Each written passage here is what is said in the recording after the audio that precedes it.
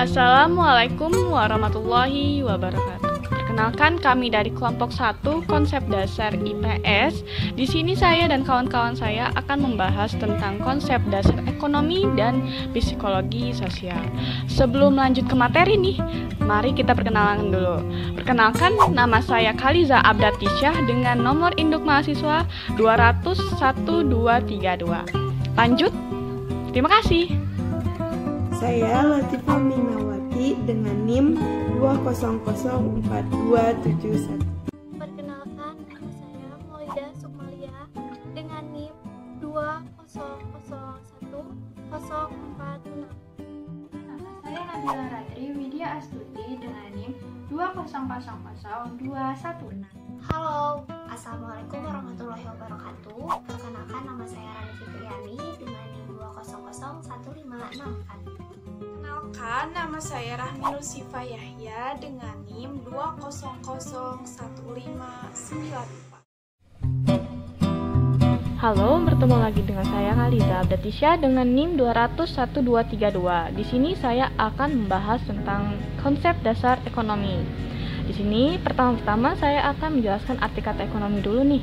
Ekonomi atau ekonomik dalam banyak literatur ekonomi disebutkan berasal dari bahasa Yunani, yaitu kata oikos atau oiku dan nomos, yang berarti peraturan rumah tangga. Secara umum, bisa dibilang bahwa ekonomi adalah sebuah bidang kajian tentang pengurusan sumber daya literatur individu, masyarakat, dan negara untuk meningkatkan kesejahteraan hidup manusia. Selain dari kata ekonomi sendiri, mempunyai arti itu. Nah, lanjut, kita akan membahas tentang pengertian definisi ekonomi menurut beberapa para ahli.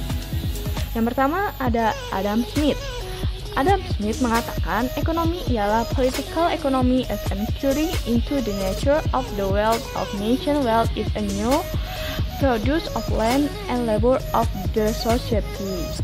Yang artinya penyelidikan tentang keadaan dan sebab adanya kekayaan negara. Selanjutnya ada menurut Paul A. Samuelson, ekonomi ialah suatu studi mengenai kegiatan-kegiatan yang menyangkut produksi dan transaksi di antara banyak orang. Lanjut, jadi menurut Adam Smith dan Paul A. Samuelson dan beberapa para ahli yang mendefinisikan arti ekonomi itu sendiri, disimpulkan atau conclusionnya nih, ekonomi adalah sebagai suatu studi tentang perilaku orang dan masyarakat dalam memilih menggunakan sumber daya yang langka dan yang memiliki beberapa alternatif penggunaan dalam rangka memproduksi berbagai komoditi untuk kemudian disalurkan, baik saat ini maupun di masa depan kepada berbagai individu dan kelompok yang ada dalam suatu masyarakat.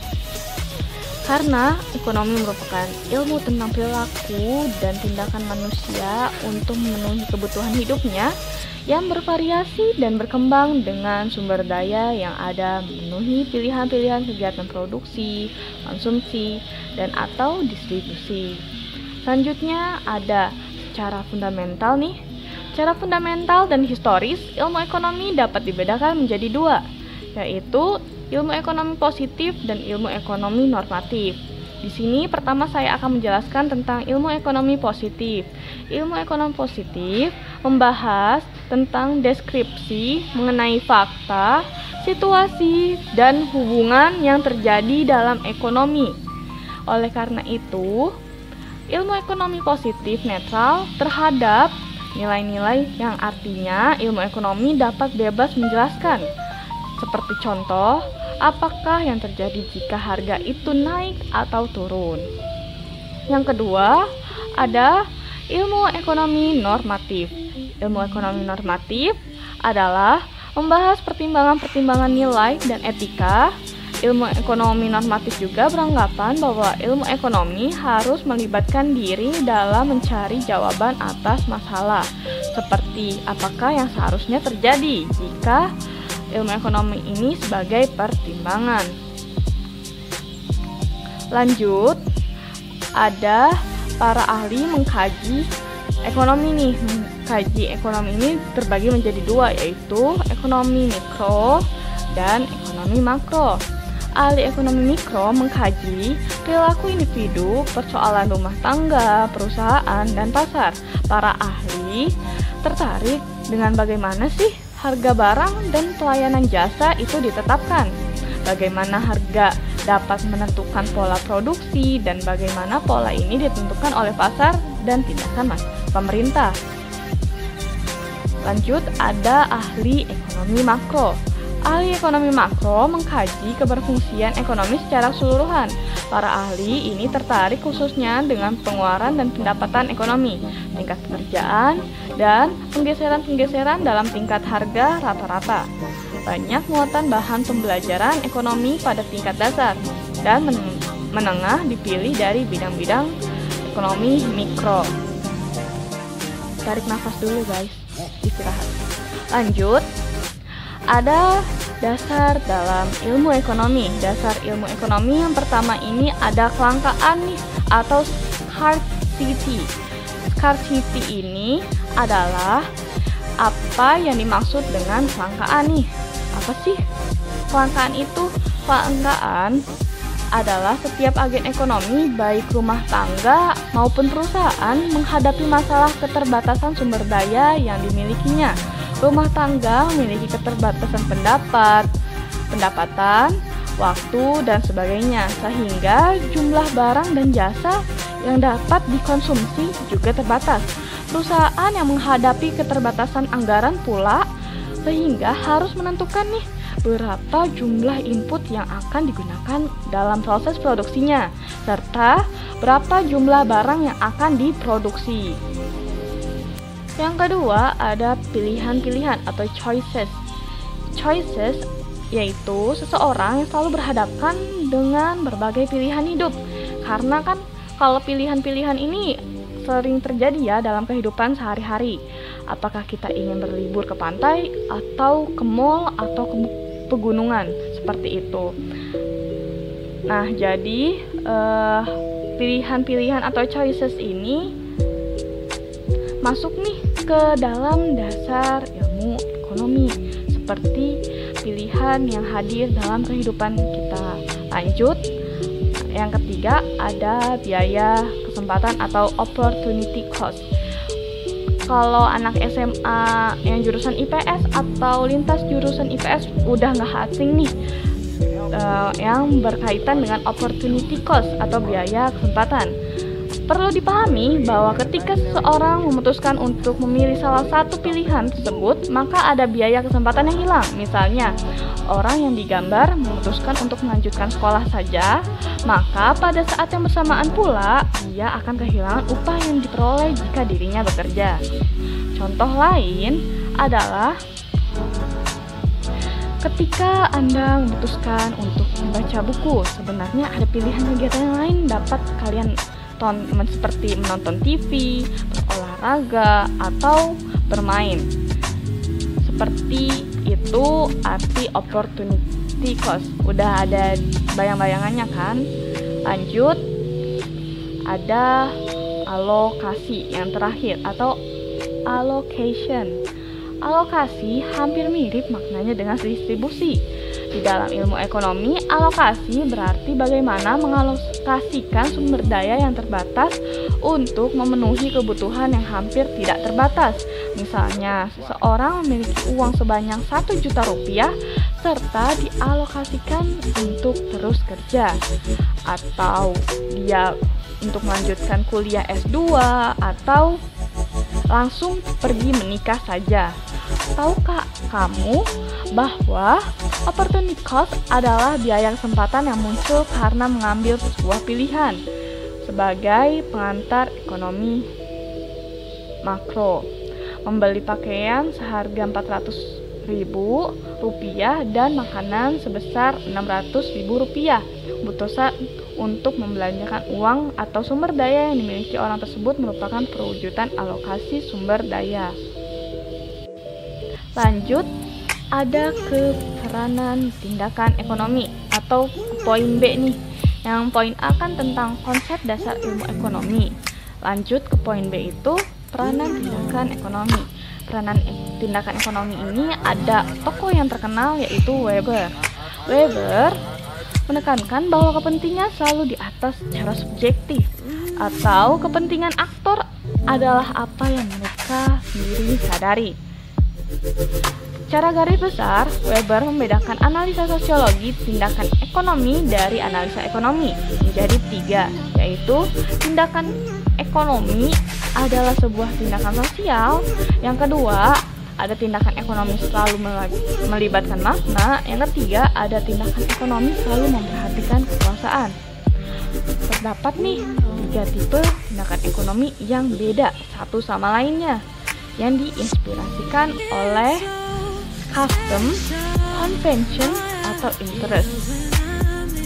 Tindakan yang ditentukan oleh kepentingan didefinisikan sebagai tindakan instrumental dan berorientasikan pada harapan berbagai ekspresi, mencangkup konflik, kompetisi, dan upaya untuk menguasai seseorang atau kekuasaan jika 2 atau lebih aktor diikat bersama oleh rasa memiliki hubungan membentuk komunal, tapi jika diikat bersama oleh kepentingan, hubungan membentuk asosiasi kekayaan, misalnya merupakan bentuk khusus hubungan ekonomi yang tertutup.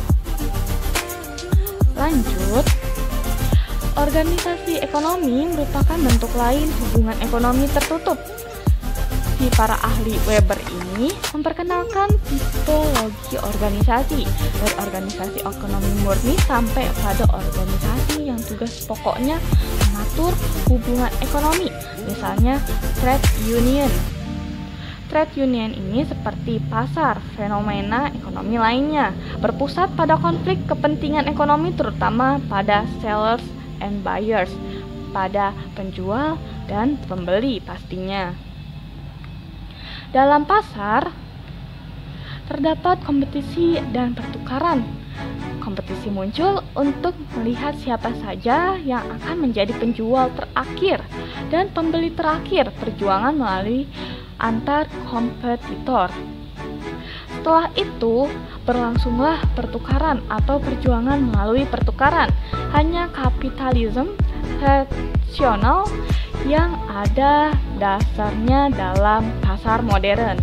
Sebutan kapitalisme politik adalah kunci pembentukan keuntungan. Kunci pembentukan keuntungan inilah yang bahwa otoritas politik mendukung kepentingan ekonomi swasta. Kapitalisme komersial tradisional terdiri dari perdagangan berskala kecil atau yang disebut sebagai pedagang, ya, seperti pedagang kaki lima atau pedagang-pedagang yang ada di pinggiran jalan. Kapitalisme ini rasional yang hanya terdapat di negara-negara barat, contohnya seperti di Eropa dan Amerika. Sekian penjelasan saya tentang konsep dasar ilmu ekonomi dan tindakan peranan ekonomi. Dikembalikan kepada moderator. Berikut merupakan contoh tindakan alternatif dalam kehidupan sehari-hari. Yang pertama, Butika membeli sebuah lemari es. Untuk mendapatkan harga yang murah, ia membandingkan harga lemari es dari berbagai toko dan berusaha mendapatkan potongan harga. Yang kedua, pergi ke sekolah memilih naik angkot daripada naik ojek, karena angkot lebih murah daripada ojek. Yang ketiga, pedagang menjual barang dagangannya dengan harga yang lebih tinggi daripada harga belinya. Yang keempat, pengusaha mencari tenaga kerja yang murah agar biaya produksi yang dikeluarkan dapat dihemat, sehingga ia bisa mendapatkan keuntungan yang banyak. Dan selanjutnya, Wawan membeli sepatu di toko. Agar mendapat sepatu dengan harga yang murah, maka Wawan menawar harga sepatu tersebut. Nah, contoh tadi merupakan salah satu tindakan ekonomi yang dapat diterapkan di kehidupan sehari-hari untuk mengatasi berbagai masalah ekonomi yang mungkin saja terjadi. Selanjutnya, saya akan membahas mengenai bentuk-bentuk badan usaha. Badan usaha adalah kesatuan yuridis hukum, teknis, dan ekonomis yang bertujuan mencari laba atau keuntungan. Badan usaha seringkali disamakan dengan perusahaan, padahal pada kenyataannya berbeda. Badan usaha adalah lembaga, sementara perusahaan adalah tempat di mana badan usaha mengolah faktor-faktor produksi. Bentuk yuridis perusahaan. Undang-Undang Dasar 1945 Pasal 33 menyebutkan akan pembagian bentuk badan usaha. Badan usaha yang dikenal di Indonesia ada 3, yaitu badan usaha milik negara atau BUMN, koperasi dan badan usaha milik swasta atau BUMS, dan badan usaha milik daerah atau BUMD. Dalam pasal tersebut tertuang adanya konsep demokrasi ekonomi, yaitu adanya kebebasan berusaha bagi seluruh warga negaranya dengan batas-batas tertentu. Nah, saya akan bahas satu-satu mengenai badan usaha di Indonesia. Dari yang pertama yaitu badan usaha milik negara atau BUMN. Badan usaha milik negara adalah badan usaha yang sebagian atau seluruh kepemilikannya dimiliki oleh negara Republik Indonesia. Badan usaha milik negara terdiri dari 3 jenis, yaitu perusahaan perseroan, perusahaan jawatan, dan perusahaan umum. Contohnya seperti PLN, Pos Indonesia, Pertamina, Bank Rakyat Indonesia, dan masih banyak lagi. Selanjutnya, yang kedua yaitu badan usaha milik daerah. Badan usaha milik daerah adalah perusahaan yang didirikan dan dimiliki oleh pemerintah daerah. Kewenangan pemerintah daerah dalam membentuk dan mengelola BUMD ditegaskan dalam Peraturan Pemerintah Nomor 25 Tahun 2000 tentang kewenangan pemerintah dan kewenangan provinsi sebagai daerah otonom. Contoh dari BUMD sendiri yaitu seperti Koperasi Daerah, Bank Pembangunan Daerah atau BPD, Perusahaan Daerah Air Minum atau PDAM, Perusahaan Daerah Angkutan Kota, Perusahaan Daerah Angkutan Antar Kota atau BUS AKDP dan AKAP yang sekarang diubah status menjadi PO atau Perusahaan Otobus pada tahun 2000. Perusahaan daerah rumah potong hewan PDRPH dan masih banyak lagi.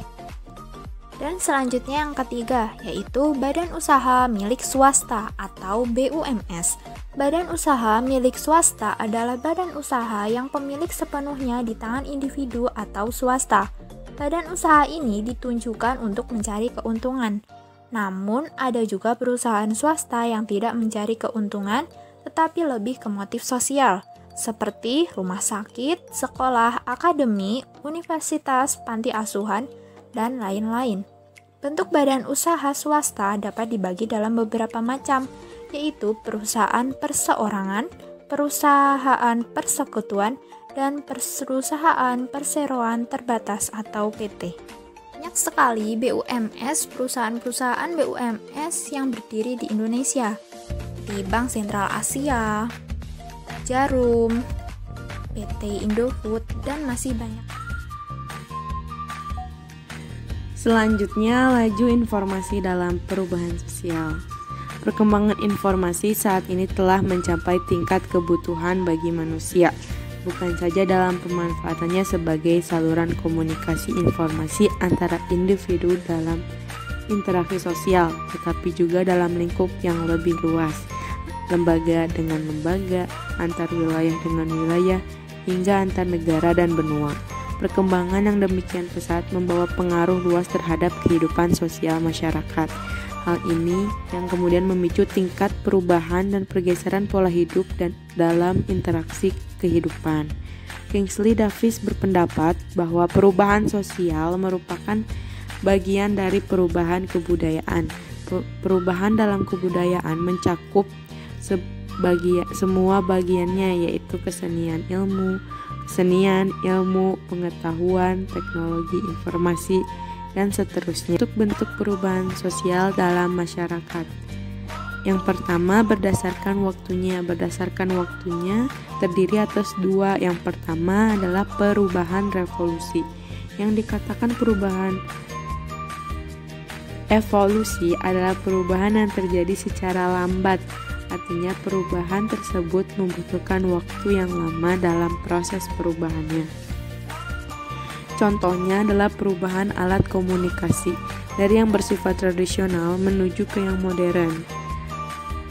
Nah, itu menunjukkan perubahan alat komunikasi membutuhkan waktu yang lama. Yang kedua adalah perubahan revolusi. Perubahan revolusi artinya perubahan yang terjadi secara cepat. Perubahan ini tidak memerlukan waktu yang lama dalam proses perubahannya. Contohnya adalah revolusi industri, di mana tenaga kerja manusia digantikan oleh robot. Selanjutnya, bentuk perubahan sosial berdasarkan sudut pandang. Sudut pandang ada dua, yaitu yang pertama perubahan yang direncanakan. Perubahan yang direncanakan adalah yang direncanakan terlebih dahulu oleh pihak-pihak ingin mengadakan perubahan. Adapun contoh perubahan yang direncanakan adalah yang program KB, di mana program KB merupakan perubahan yang sudah direncanakan dengan matang. Yang kedua adalah perubahan yang tidak direncanakan. Namanya juga tidak direncanakan. Tidak direncanakan terlebih dahulu, perubahan tersebut juga berlangsung secara tiba-tiba. Contohnya misalnya bencana alam, di mana bencana alam termasuk perubahan tidak direncanakan karena tidak ada orang yang merencanakan terjadinya bencana alam tersebut. Bencana tersebut menyebabkan terjadinya kerugian di dalam masyarakat. Yang selanjutnya perubahan bentuk perubahan sosial berdasarkan pengaruh. Pengaruh yang pertama adalah perubahan yang besar. Dikatakan besar karena membawa pengaruh besar bagi masyarakat dan perubahan tersebut diikuti oleh seluruh masyarakat. Contohnya adalah modernisasi, di mana adanya modernisasi membawa pengaruh besar bagi seluruh masyarakat, seperti misalnya berkembangnya gaya hidup konsumtif, gaya hidup kebarat-baratan makin tinggi, pergaulan bebas, dan angka kriminalitas. Contoh lainnya adalah kenaikan harga BBM. Kenaikan harga BBM membawa pengaruh besar bagi masyarakat karena semakin tingginya tingkat kriminalitas, semakin banyaknya pengangguran, dan semakin tingginya angka kemiskinan. Nah, itu contoh dari perubahan yang membawa pengaruh besar. Yang kedua, contoh perubahan membawa pengaruh kecil, artinya perubahan yang membawa pengaruh kecil bagi masyarakat. Selain itu, perubahan tersebut hanya diikuti oleh sebagian kecil masyarakat. Contohnya adalah perubahan mode pakaian dan perubahan mode rambut, di mana perubahan mode pakaian dan rambut diikuti oleh sebagian kecil masyarakat. Selanjutnya ada peran masyarakat dalam menyikapi laju informasi. Nah, bagaimana sih peran masyarakat ini menanggapi laju informasi di era globalisasi saat ini gitu.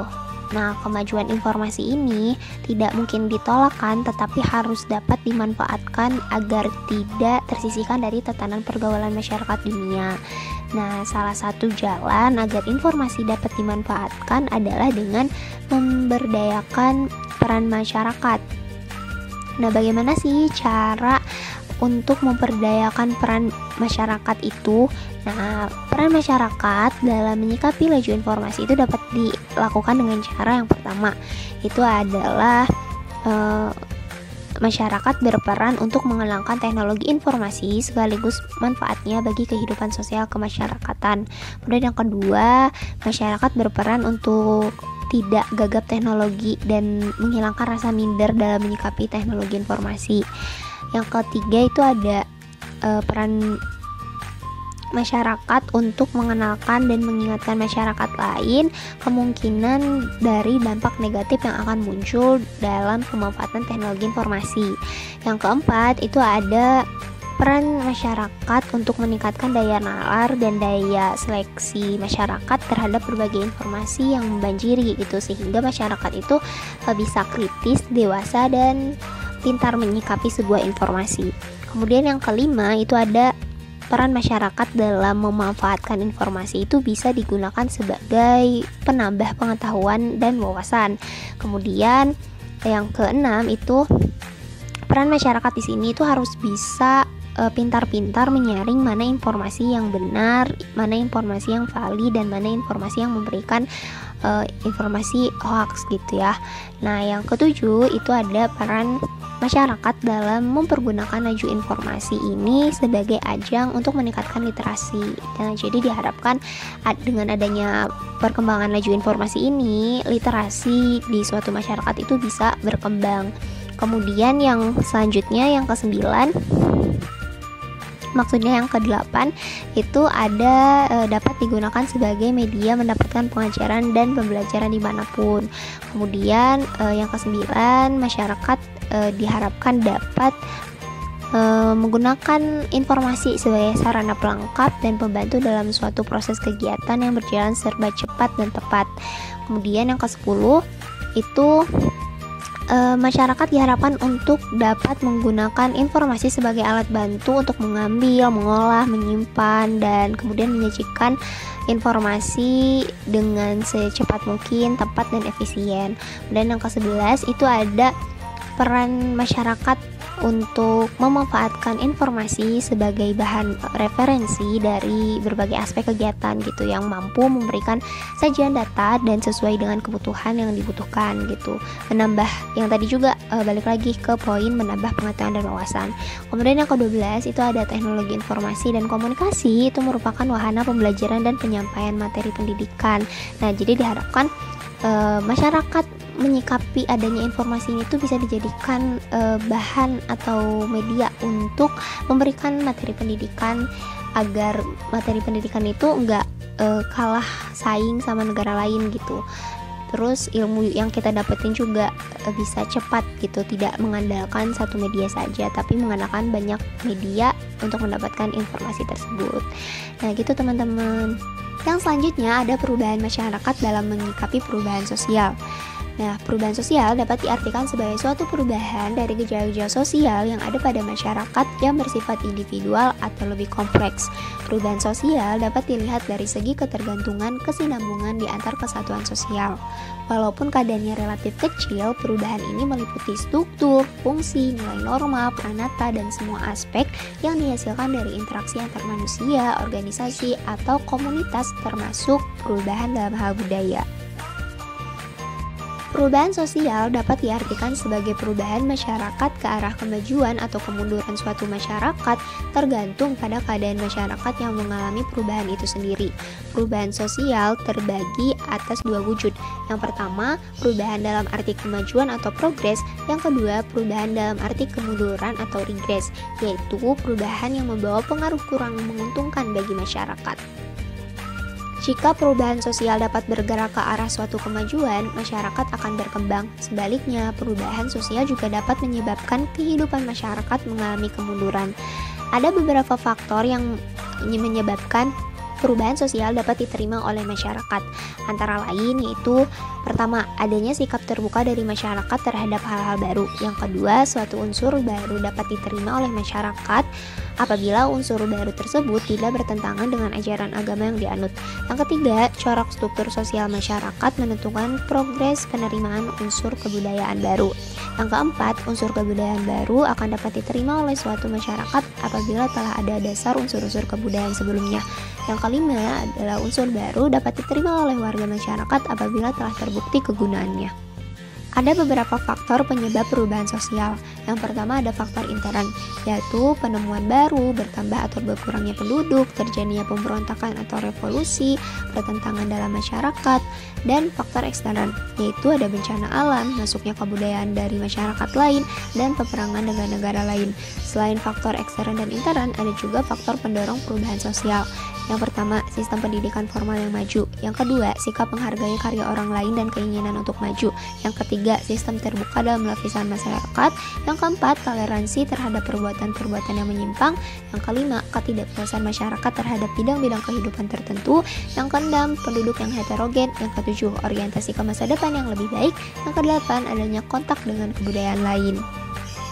Selain faktor pendorong, ada juga faktor penghambat dari perubahan sosial, yaitu yang pertama ada kurangnya hubungan dengan masyarakat lain, yang kedua adanya adat atau kebiasaan yang sulit diubah, yang ketiga adanya kepentingan yang tertanam kuat, yang keempat ada perkembangan ilmu pengetahuan yang terhambat, yang kelima rasa takut akan terjadinya kegoyahan pada integrasi kebudayaan, yang keenam hambatan-hambatan yang bersifat ideologis, yang ketujuh ada sikap masyarakat yang sangat tradisional, yang kedelapan prasangka terhadap hal-hal baru dan asing. Dengan adanya berbagai faktor, terdapat beberapa tanggapan masyarakat sebagai akibat dari perubahan sosial yang menimbulkan suatu ketidakpuasan, menyimpang masyarakat atau ketinggalan atau ketidaktahuan adanya perubahan, yaitu yang pertama adalah perubahan yang diterima masyarakat kadang-kadang tidak sesuai dengan keinginan. Hal ini karena setiap orang memiliki gagasan mengenai perubahan yang mereka anggap baik, sehingga perubahan yang terjadi dapat ditafsirkan bermacam-macam sesuai dengan nilai-nilai sosial yang mereka miliki. Yang kedua, perubahan mengancam kepentingan pihak yang sudah mapan. Hak istimewa yang diterima dari masyarakat akan berkurang atau menghilang sehingga perubahan dianggap akan menggoncangkan aspek kehidupan. Untuk mencegah setiap perubahan harus dihindari dan ditentang karena tidak sesuai dengan kepentingan kelompok masyarakat tertentu.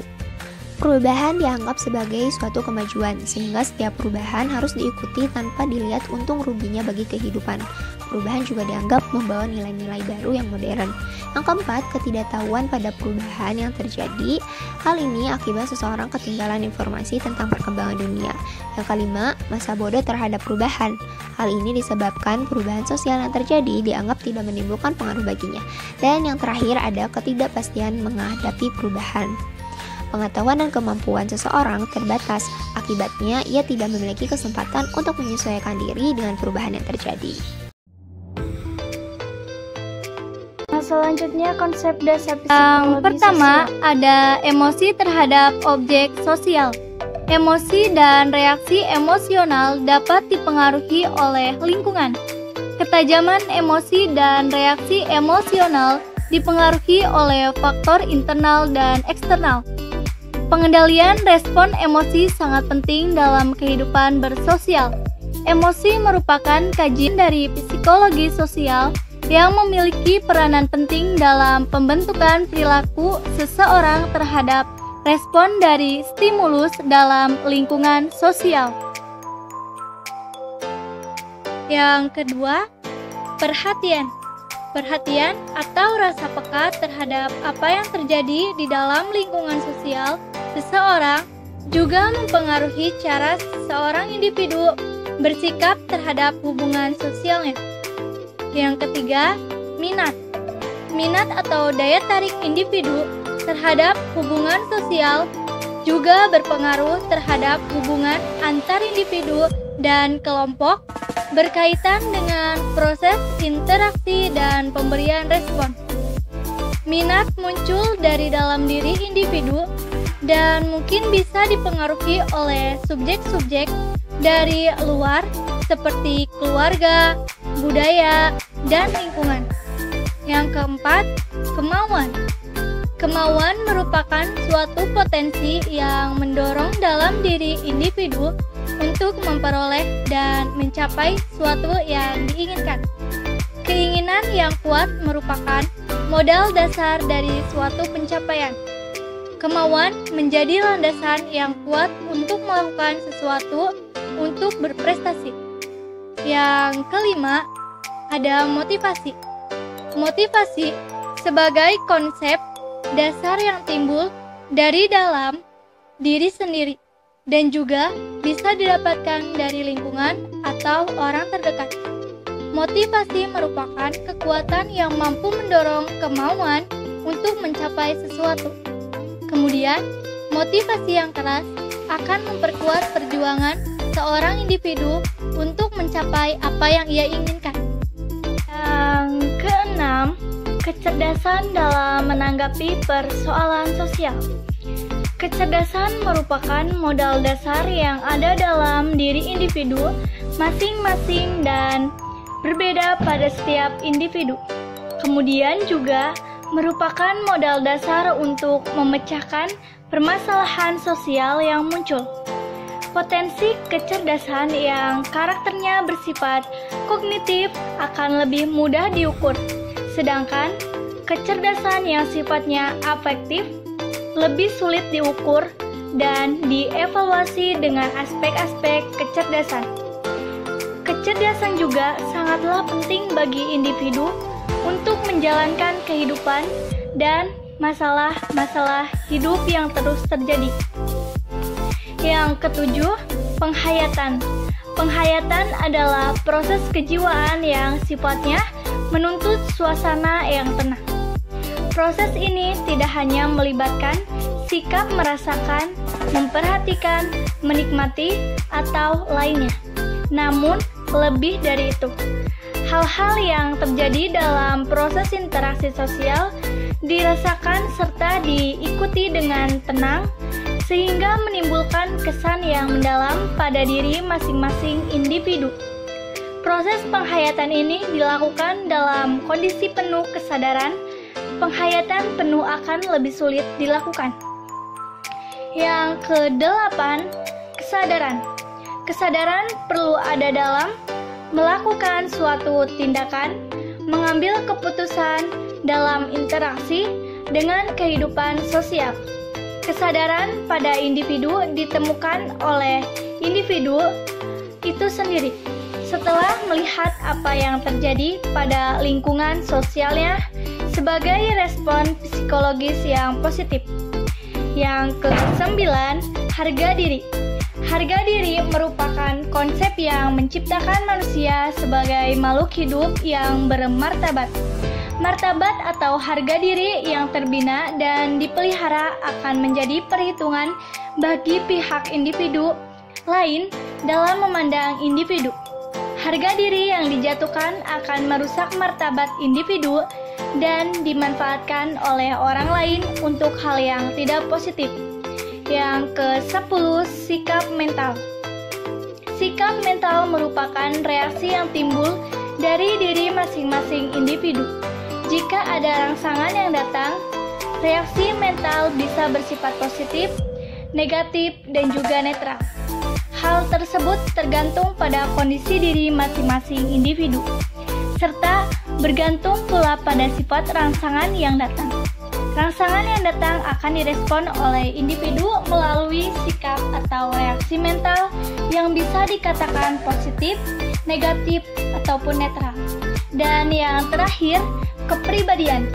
Kepribadian merupakan gagasan yang dinamika, sikap dan kebiasaan yang dibina oleh potensi biologis secara fisiologikal dan secara sosial ditransmisikan melalui budaya, serta dipadukan dengan kemauan dan tujuan individu berdasarkan keperluan pada lingkungan sosialnya. Baik teman-teman semua, yang selanjutnya ada materi mengenai sikap masyarakat dalam melakukan kontrol sosial. Nah teman-teman, kontrol sosial akan terwujud ketika setiap individu berusaha untuk mempertahankan hidup dalam ikatan kelompoknya. Hal ini dilakukan melalui sikap dan berperilaku normatif yang berorientasi pada tujuan bersama. Pengawasan sosial akan menentukan derajat integrasi sosial. Kemudian, pada umumnya, terdapat hubungan positif antara efektivitas sanksi dengan sikap taat terhadap norma kelompok atau sosial. Semakin tinggi tingkat efektivitas sanksi yang diberlakukan, semakin taat terhadap norma. Terus, desas-desus dan pendapat umum atau public opinion merupakan contoh atau bentuk dari kontrol sosial. Sanksi dari kontrol sosial ialah ketidaksediaan anggota masyarakat untuk bergaul dengan orang yang dianggapnya telah melanggar norma. Dengan kata lain, individu yang telah melanggar norma itu akan dikucilkan secara sosial. Nah teman-teman, kontrol sosial ini lebih bersifat psikologis dan non-fisik, yakni berupa tekanan mental terhadap pelaku pelanggaran atas norma sosial. Kontrol sosial akan menghasilkan suatu kondisi sosial yang kondusif bagi keberlangsungan hidup atau integrasi sosial dan proses pembentukan kepribadian yang normatif atau internalisasi. Seperti itu. Itu adalah materi yang saya dan kawan-kawan saya sampaikan tentang konsep dasar ekonomi dan konsep dasar psikologi sosial. Terima kasih yang udah memerhatikan dan menyaksikan video kami. Semoga bermanfaat untuk kalian semua ya. Saya dan kawan-kawan saya dari kelompok 1 pamit undur diri. Mohon maaf jika ada kesalahan kata-kata. Wassalamualaikum warahmatullahi wabarakatuh.